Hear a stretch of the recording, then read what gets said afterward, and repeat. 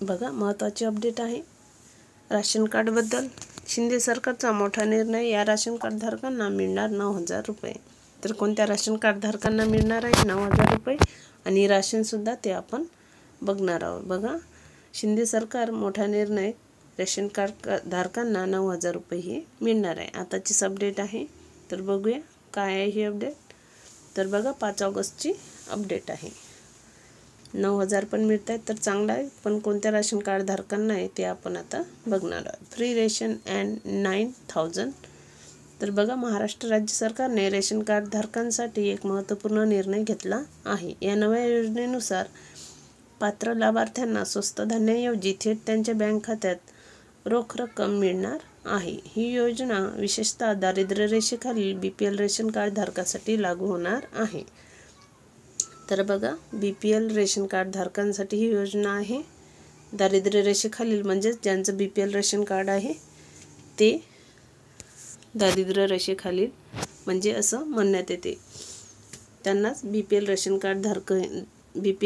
Card हे मिळते, म्हणजेच पिवळं रेशन कार्ड हे त्यांचं असते। योजनेची ठळक वैशिष्ट्ये बघा, वार्षिक अनुदान, प्रत्येक पात्र कुटुंबाला वर्षाला 9,000 रुपये मिळतील। तर बघा प्रत्येक पात्र कुटुंबाला वर्षाला किती रुपये मिळणार, तर 9,000 रुपये हे मिळणार आहे। तर हप्त्यामध्ये वितरण होणार आहे। बघा हे पैसे एकाने मिळणार नाही आहे, हप्त्यामध्ये ते मिळणार आहे। ही रक्कम वर्षभरात हप्त्यामध्ये वितरित केली जाईल। तर वर्षभरात 2 हप्ते, 3 हप्ते किंवा आणखी जास्त हप्तेसुद्धा देऊ शकते किंवा 2 हप्तेसुद्धा वाटू शकतात। तर थेट बँक हस्तांतरण अनुदान थेट लाभार्थ्यांच्या बँक खात्यात जमा केले जाईल। तर हे पैसे थेट बँकेत जमा होणार। ज्यांचं BPL रेशन कार्ड धारक आहे त्यांना हे अनुदान भेटणार आणि लाभार्थी तेच राहणार, त्यांच्या खात्यात हे पैसे जमा होणार आणि ते पण एकाने नाही होणार, टप्प्याटप्प्याने होणार। बघा नेक्स्ट, लक्षित लाभार्थी अंदाजे 40 लाख रेशन कार्ड धारक या योजनेचा लाभ घेऊ शकतील। तर बघा अंदाजे 40 लाख लोक या योजनेचा लाभ घेऊ शकतील। तर बघा या योजनेचे उद्दिष्ट बघूया आपण। या नव्या योजनेमागे अनेक महत्त्वाची उद्दिष्टे आहेत। तर बघा काय उद्दिष्टे ठेवून हे सरकार 9,000 रुपये देतेच ते आपण आता बघूया। तर बघूया, गरीब कुटुंबांना अधिक प्रत्यक्ष आर्थिक मदत पुरवणे, लाभार्थ्यांना त्यांच्या गरजेनुसार पैसे खर्च करण्याचे स्वातंत्र्य देणे, स्वस्त धान्य दुकानामधील गैरव्यवहार आणि भ्रष्टाचार कमी करणे, लाभार्थ्यांना लांब रांगा आणि वेळेची बचत करण्यास मदत करणे, डिजिटल पेमेंट्सला प्रोत्साहन देणे आणि आर्थिक समावेश वाढवणे हे याचे वैशिष्ट्य आहे, म्हणजेच उद्दिष्टे आहे। तर पूर्वीच्या योजनेतील समस्या बघा, नवीन योजनेच्या अंमलात आणण्यामागे काही महत्त्वाच्या समस्या होत्या। तर बघा स्वस्त धान्य दुकानामध्ये लांब रांगा लागत असत, काही दुकानदार धान्य वितरण अनियमितता करत असत। बघा लांब रांगा लागायच्या आणि काही दुकानदार हे धान्य वितरित करताना अनियमितता म्हणजेच द्यायचे नाही द्यायचे अशा पद्धतीनं वागायचे। त्याच्यामुळे हे पण एक कारण आहे, लाभार्थ्यांना नेहमीच त्यांना हवे असलेले धान्य मिळत नसे आणि धान्याची पण निकृष्टता असायची। त्याच्यामुळे सुद्धा ही योजना राबवण्यात येत आहे। वाहतूक आणि साठवणुकीच्या समस्यामुळे धान्याची गुणवत्ता कमी होत असे। बघा ते धान्य म्हणजे कोणी लोक खातसुद्धा नाही, वापरतसुद्धा नाही, त्याच्यामुळे अशा पद्धतीची योजना राबवली तर फारच ठीक आहे। नव्या योजनेचे फायदे बघा, निवडीचे स्वातंत्र्य, लाभार्थी आता त्यांच्या गरजेनुसार पैसे खर्च करू शकतील। बघा त्यांना पैसे मिळाल्यावर ते पैसे खर्च करू शकतील। सन्मान आणि स्वायत्तता, थेट पैसे मिळाल्याने लाभार्थ्यांना अधिक सन्मान आणि स्वायत्तता मिळेल, भ्रष्टाचार कमी होणार, मध्यस्थांशिवाय थेट लाभार्थ्यांना पैसे मिळतील, त्यामुळे भ्रष्टाचाराची शक्यता कमी होईल, वेळेची बचत होईल, लाभार्थ्यांना आता धान्य घेण्यासाठी रांगेत उभे राहण्याची गरज नाही, लवचिकता, बघा कुटुंबीय आता त्यांच्या विविध गरजांसाठी पैसे वापरू शकतील, केवळ अन्नधान्यापुरतेच मर्यादित नाही राहणार। अंमलबजावणीची प्रक्रिया बघा, पात्रता निश्चिती बघा, दारिद्र्य रेषेखाली म्हणजेच BPL रेशन कार्ड धारकांना ही स्कीम लागू आहे, त्यांची यादी तयार केली जाईल, बँक खाते जोडली जाईल, लाभार्थ्यांची बँक खाती योजनेशी जोडली जातील, नियमित हस्तांतरण ठराविक कालावधीनंतर अनुदान रक्कम खात्यात जमा केली जाईल. मॉनिटरिंग सिस्टम म्हणजेच योजनेच्या अंमलबजावणीवर लक्ष ठेवण्यासाठी एक यंत्रणा स्थापित केली जाणार. आणि या योजनेच्या समोर काही संभाव्य आव्हाने असू शकतात, तर ती बघूया. डिजिटल साक्षरता.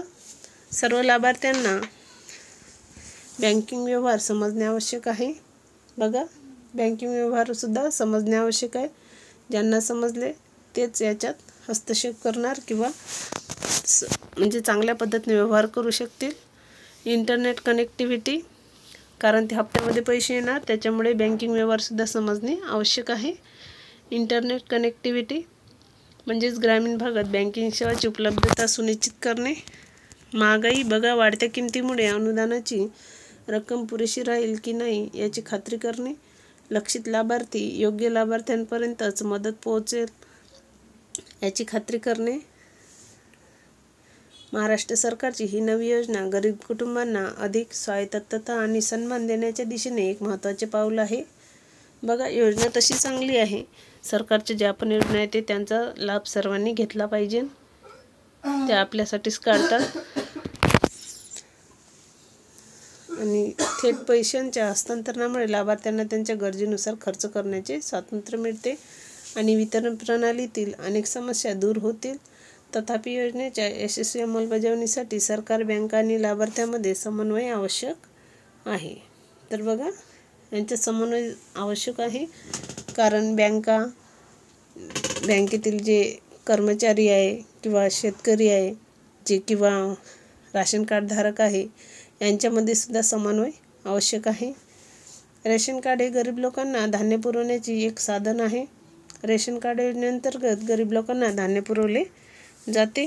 कोरोना काळामध्ये केंद्र सरकारने याच रेशन कार्ड अंतर्गत नागरिकांना मोफत रेशन वाटप केली होती. याच योजनेला आता केंद्र सरकारने 2028 पर्यंत चालू ठेवली आहे. तर बघा, 2028 पर्यंत मोफत रेशन आणि 9,000 रुपये ही योजना चालू राहणार. सरकार आता धान्य नियोजन अनुदानित मदत थेट बँकेच्या खात्यामध्ये जमा करणार आहे. ही मदत वर्षाला 9,000 रुपये इतकी असणार आहे. तर किती असणार आहे? 9,000 रुपये वर्षाला. सरकार 9,000 रुपये वर्षभरामध्ये हप्त्यानुसार लाभार्थ्यांच्या बँक खात्यात वितरित करणार आहे. या योजनेचे उद्दिष्ट गरीब कुटुंबांना यांचा चांगला आधार देणे व थेट गरिबांना या योजनेचा लाभ मिळवण्यासाठी राबवण्यात येत आहे. पूर्वी स्वस्त धान्य घेण्यासाठी लांबच्या लांब रांगेमध्ये उभे राहावे लागत होते व यामध्ये स्वस्त धान्य दुकानदार यांच्यामध्ये घोळ करत असे किंवा धान्य देत नव्हते. या सर्व गोष्टी लक्षात घेऊन राज्य सरकारने हा निर्णय घेतला आहे किंवा म्हणजे आता कॅशमध्ये पैसे द्यायचे असं त्यांनी ठरवलेलं आहे. आता या योजनेअंतर्गत त्यांना पैसे मिळणार आहे व त्यांच्या गरजेनुसार त्यांना ते वापरता येतील. या मानधनाअंतर्गत गरीब कुटुंबातील नागरिकांना स्वस्त धान्य दुकानातून खरेदी करण्यासाठी किंवा कोणत्याही आवश्यकतेसाठी वापरले जाऊ शकते. त्यासाठी गरीब कुटुंबांना अधिक सन्मान आणि निवड मिळेल अशी आशा मुख्यमंत्री एकनाथ शिंदे यांनी त्यांचे मत व्यक्त केले आहे. तर बघा, अशा पद्धतीनं हे राशन कार्ड आणि राशन कार्डवर मिळणारे फायदे आहे. तर 9,000 रुपये स्कीम चालू होणार आहे. जेव्हा होईल तेव्हा आपण नक्की व्हिडिओ घेऊन येऊया. तर भेटूया नेक्स्ट व्हिडिओ. तोपर्यंत चॅनलला सबस्क्राईब करून ठेवा. बेल आयकॉन ऑलला क्लिक करा. असेच नवीन अपडेट तुमच्यापर्यंत रोज पोहोचत राहणार.